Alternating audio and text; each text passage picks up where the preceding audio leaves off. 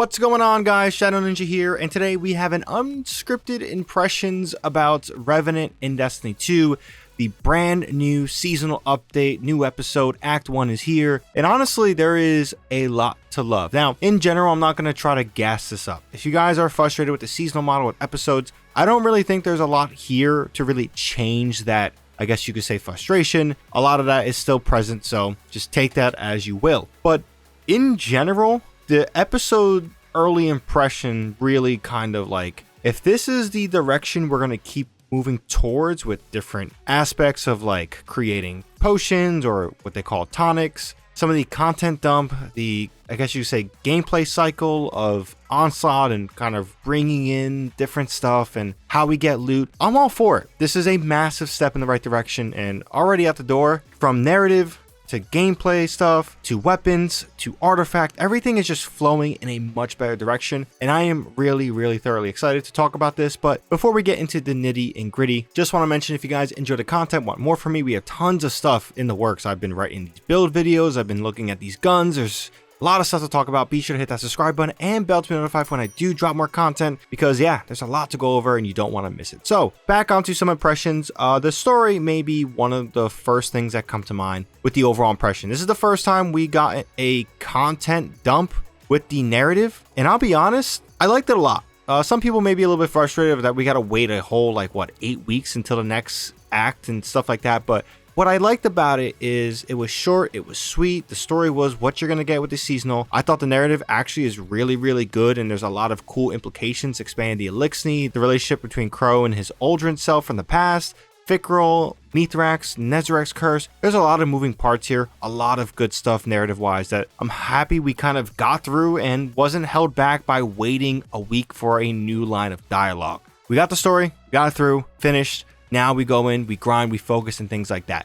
I really like that aspect. Could it be better in terms of narrative drops and things like that? Sure, but I'm glad we played through it. Again, people are like, oh, that's it. It was really short and sweet. I don't know what to say. I don't think nothing was going to fundamentally change like we thought it was. I mean, maybe people just got delusional and thought we were going to get 4 hours of story per dump. But if you guys play the narratives weekly to week, it really offers 30 minutes a week, maybe that. I don't know. I just wasn't too shocking. Expectations were already set, and honestly, I liked it.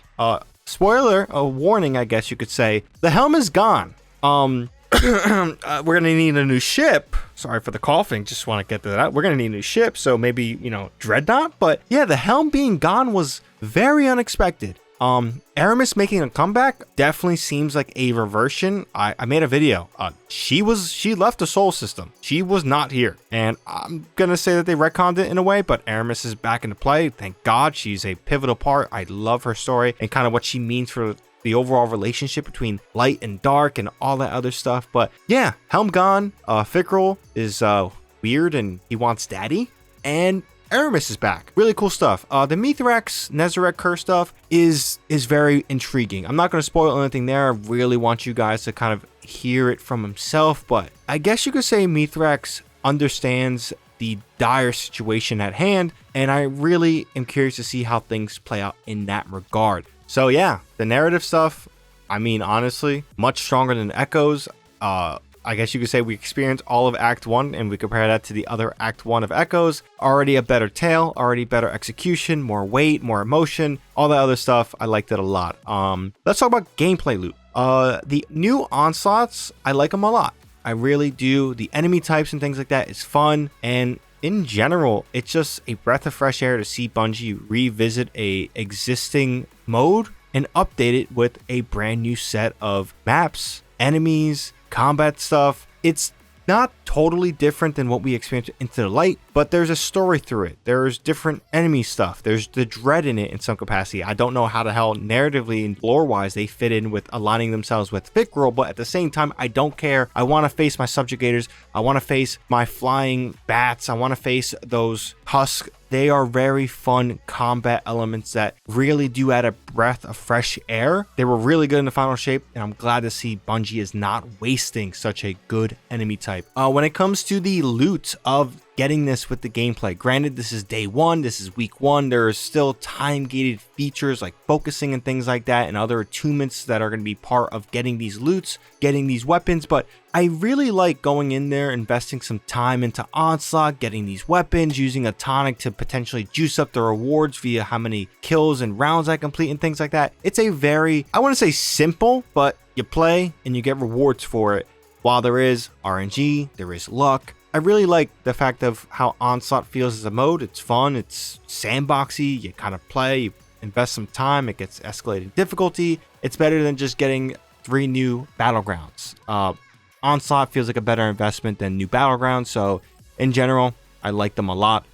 There are other modes and activities in potentially maybe the return of Menagerie or Prison of Elders at some point in Act 2, so again, gameplay loop stuff, activities, more of that's going to expand. We got the new Dungeon Friday, but in general, really like what we got here. It feels a little bit more part of what they quote unquote say the core game, and in general, leading towards a very, very fun experience that I'm excited to get my teeth into. But again, friendly reminder, if you guys are looking for something revolutionary here, like they've been stating in those dev insights when it comes to the next expansion and things in the works, this is not something to expect here. It's a starting point. You see them trying to transition towards that, but it's not that. So again, I just want to reiterate expectations, because if you weren't on board, you were checked out, you might come back, give it a go, but I don't see much reasons to really get your teeth back in, because nothing really game breaking, just a better experience for those of us who are already still here with our teeth deep into the grind.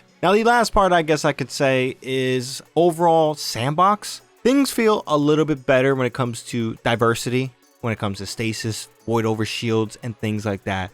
We did reach a big stagnation when it comes to what players use and why they want to use it. Stasis in this season is going to be cracked. You're going to see tons of stasis builds from me, from other people. There is a lot of juicy stasis stuff here that is refreshing. This is a subclass that in a way has been forgotten. We got new exotics to talk about when it comes to their synergy with stasis. We have an artifact. We have tonics that boost certain elements of the artifact. There's a lot of moving parts here. Really like the depth here going on in this episode. Want more of that in Heresy 2. Build upon each episode leading into the next expansion. Really strong stuff Bungie is doing when it comes to all that, and hopefully they continue it. But yeah, stasis is really, really good. But at the same time, Prismatic on Titan, I think one of the big problems I had was that it didn't feel diverse enough. Void Overshield feels a lot better. We're making Twilight Arsenal on Prismatic a viable option in my opinion.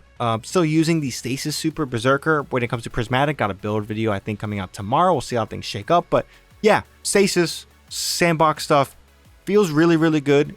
This is probably, I guess you could say, the biggest refresh we got when it comes to sandbox stuff. I will set expectations. DMG, the head community manager from Bungie, he stated that don't expect something this massive every single update, let alone next season or next episode. That this definitely is kind of a one-timer. They really wanted to get in some, I guess you could say, requests from players, and they certainly did, and it worked out. I do think that, again, initial impressions is that it's really strong. Really looking forward to seeing where things go. But as I said before, and I will reiterate, if you guys have been checked out from this model from Destiny 2, I don't know if I can say your mind will be changed. But that's just me being honest here. In general, if you guys have checked out Revenant, want to give your own thoughts, please leave a comment down below. We can have a conversation about it. In general, really, really satisfied. Really looking forward to see how things expand each week and things like that. Again, things are time-gated potions, it seems like, and other stuff. So again, not shocked there. Expected that nonetheless. But in general, having a good time. So curious to hear what you guys have to say. If you guys enjoyed this video, found this video informative, please consider hitting that like button. Helps with the video a ton. And if you guys want more content from me, like I said before, please consider hitting that subscribe button and bell to be notified when I do drop more content. But until then, hope you guys have a good one. ShadowNinja here, and I'm out.